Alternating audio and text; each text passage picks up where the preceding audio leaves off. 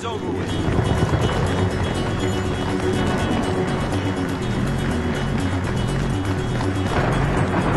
RPG, overpass!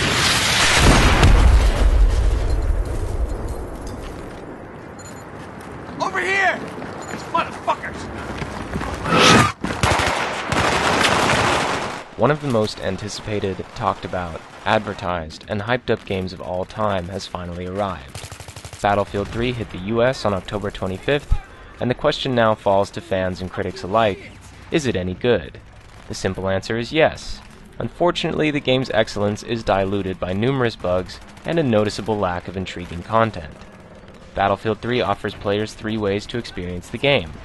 There's a single-player campaign, a 2-player cooperative mode, and of course, online competitive multiplayer.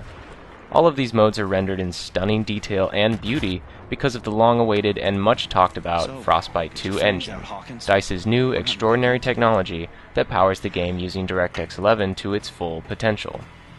That being said, the tech behind the game is one area that certainly lives up to the hype. In a word, it's absolutely incredible. Nothing in the history of PC gaming comes close to Battlefield 3's technical presentation.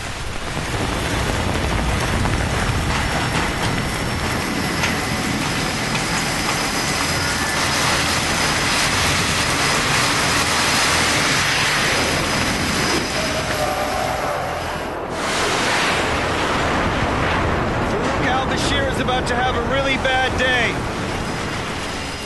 To say that Battlefield 3 has good graphics is seriously underselling it. The game looks pretty, that's for sure. Its aesthetics are up there with the likes of Crysis and The Witcher 2, but where it far surpasses those games is in the level of immersion it achieves. To understand what that means, you have to start with the sound design. If Bad Company 2 had good sound design, Battlefield 3's sound design is the second coming. Virtually every sound on the battlefield is represented accurately and with astonishing clarity. Jets flying overhead will drown out your footsteps and subdue the sound of machine guns for a moment. When the fighting stops for a short reprieve, you'll realize your character is breathing hard while you sprint to your destination. Stop for a break, and you'll actually hear him catch his breath before the intensity begins again, and a tank rounds the corner firing a screaming projectile past your ear. It's unlike anything you've ever heard before, and it's extremely impressive.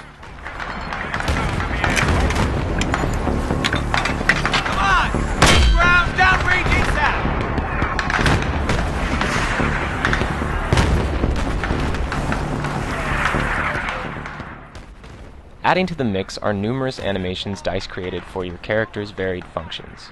You don't just get a slick animation for reloading anymore, you get a slick animation for virtually everything you have to do on the battlefield. Actions like jumping over obstacles, crawling on the ground, climbing ladders, stabbing enemies, and more have been given the full treatment, and each of them looks good and feels better. The significance of the animations doesn't really sink in until you go back and play anything else that doesn't have them.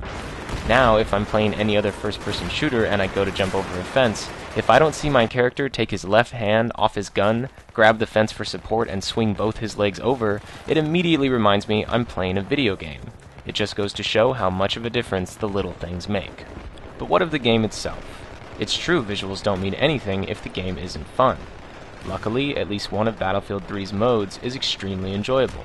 If you haven't guessed it by now, the online multiplayer is Battlefield 3's strong point. In fact, it's probably the only part worth paying for.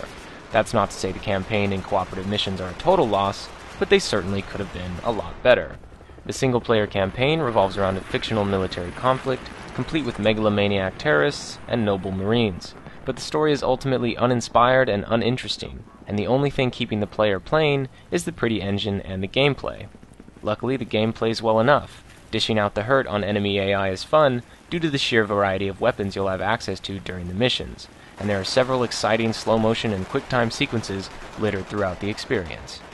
Battlefield has long been known for its massive vehicular element, and while the multiplayer grants you access to all of the game's numerous vehicles, the campaign only features a couple sequences in which you are actually the pilot, and both of them put you behind the controls of a tank.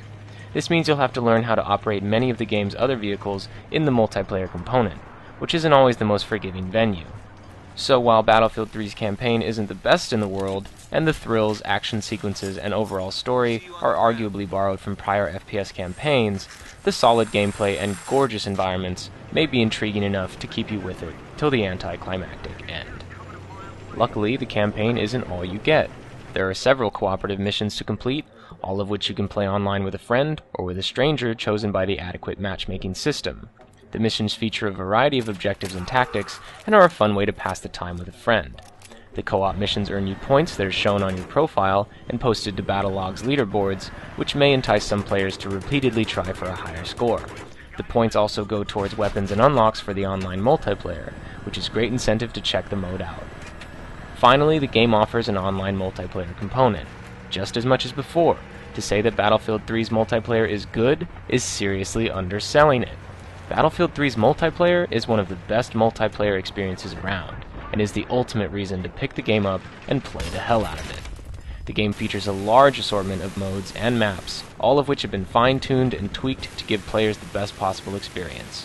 The game also supports 64 players, and while that number might sound a little high, pitting 64 Russians and Americans with access to tanks, jets, choppers, and more against each other in the wide open fields and lush forests of Caspian border is a thrill ride you have to experience to understand.